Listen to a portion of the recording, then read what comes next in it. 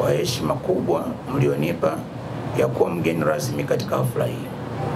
Aidha, nawapongeza kwa moyo wa ujasiri na ubunifu wa kuanzisha kampuni hii ambao ni chachu ya maendeleo kwa taifa letu na kwa wadau binafsi katika sekta ya usafirishaji, na hasa kuileta pata dampu ili uwe mlango mmoja.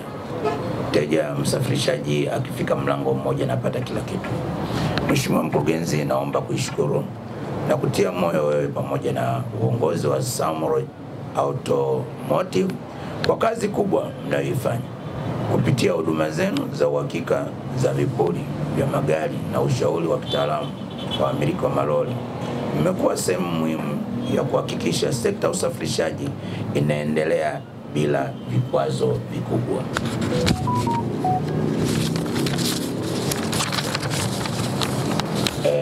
Vile nawapongeza wafanyakazi wako wote kwa kampuni hii.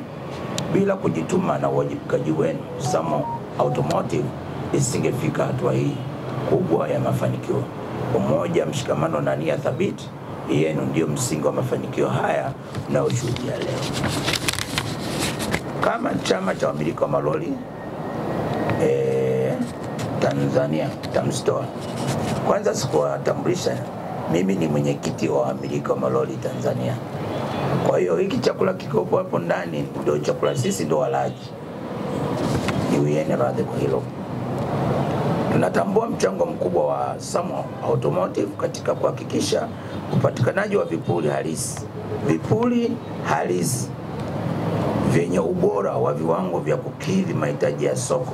Vile tunathamini jitihada zenu katika kutumia mitandao ya kijamii kutoa elimu, ushauri na kuhamasisha matumizi salama ya magari kwa wamiliki, madereva na mafundi. Hii ni dalili dhahiri kuwa Samuel Automotive imejikita na si tu katika biashara bali pia katika kuimarisha usalama na maendeleo endelevu ya sekta ya usafirishaji. Mwisho, narudia tena kutoa shukrani za pekee kwa uongozi na wafanyakazi wa Samuel Automotive kwa maandalizi mazuri ya tukio hili la kihistoria.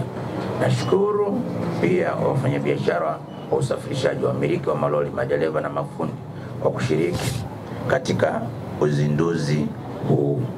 Nawatakia mafanikio makubwa na safari njema ya kibiashara yenye tija kwa kampuni, wadau na taifa kwa ujumla.